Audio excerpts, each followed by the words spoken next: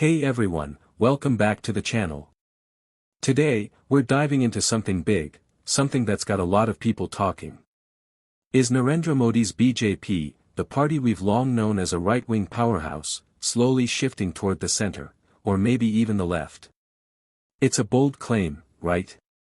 But stick with me, because we're going to break this down step by step, looking at promises made, actions taken, or not taken, and what it all means for Modi's Hindu vote bank. If you're into politics, India, or just curious about where the BJP is headed, hit that like button, subscribe, and let's get started. Section 1, The Promises of a Right-Wing Champion. Let's rewind a bit. When Narendra Modi and the BJP swept into power in 2014, and again in 2019, they came in with a clear right-wing agenda. Modi campaigned as the strongman who'd protect Hindu interests, crack down on illegal immigration, and push a nationalist vision for India. Remember those fiery speeches? He promised to deport all Bangladeshi and Rohingya illegal immigrants, calling them a threat to India's security and culture. 16 मई के बाद ये बांग्लादेशी बिस्तरा बोरिया बांध के तैयार रखें। भाइयों बहनों लिख करके रखिए 16 मई के बाद ये बांग्लादेशी बिस्तरा बोरिया बांध के तैयार रखें। He also pledged big-ticket items like the Uniform Civil Code, UCC, the National Register of Citizens, NRC, and the National Population Register, NPR. These were red meat for the BJP's Hindu nationalist base, policies that screamed right-wing priorities. But here we are in 2025, where are we on these? Section 2, The Action, or Lack Thereof. Let's start with the immigration promise. Modi said he'd send back Bangladeshi and Rohingya immigrants, tough, decisive, classic right-wing stuff. But what's happened? Not much. Sure, there's been some rhetoric, a few deportations here and there, but no mass action. No sweeping policy. The Rohingya are still in camps, and Bangladeshi immigrants? Well, the borders are still porous, and the big crackdown hasn't materialized. Why? Some say it's diplomatic pressure. Others say it's just not a priority anymore. Either way, it's a promise left hanging. Then there's the UCC, NRC, and NPR, cornerstones of the BJP's Hindu First vision. The Uniform Civil Code was supposed to unify India's personal laws, ending what the BJP called Muslim appeasement. The NRC and NPR were about identifying citizens and weeding out infiltrators. These were huge in 2019, remember the protests?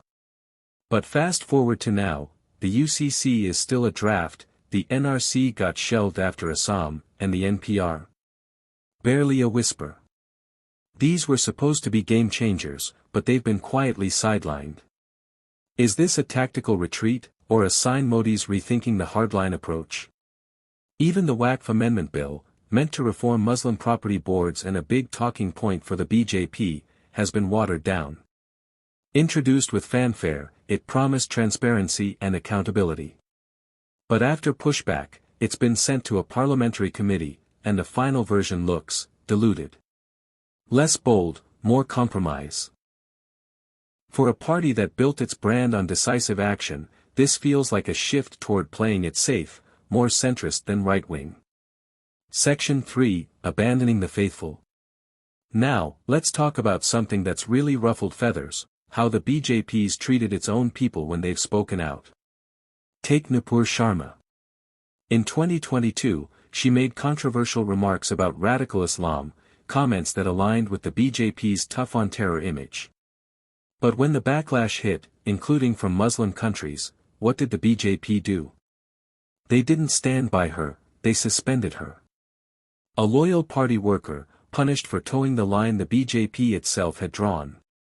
That sent a message, maybe the party's not as committed to that hardline stance as it once was. It's prioritizing diplomacy and optics over ideology, again, a centrist move. And what about Hindus facing persecution abroad, like in Bangladesh? Modi's been vocal about global leadership, but when Hindu minorities there faced violence, his response was muted. No big interventions, no aggressive diplomacy.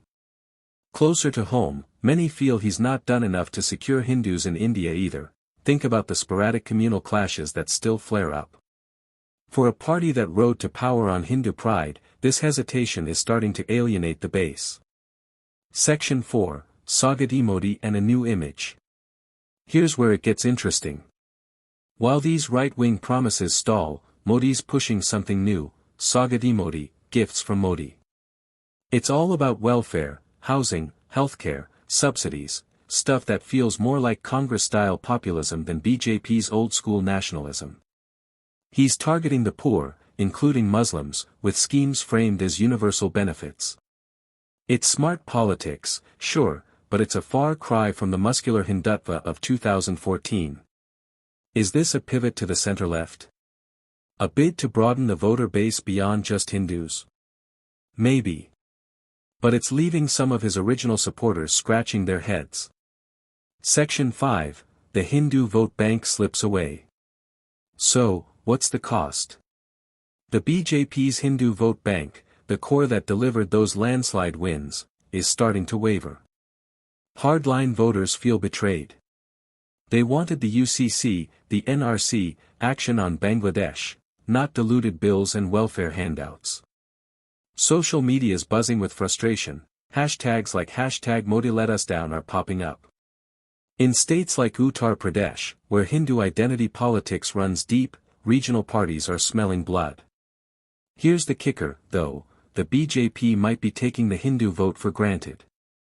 Think about it, where else are Hindu nationalists going to go? Congress?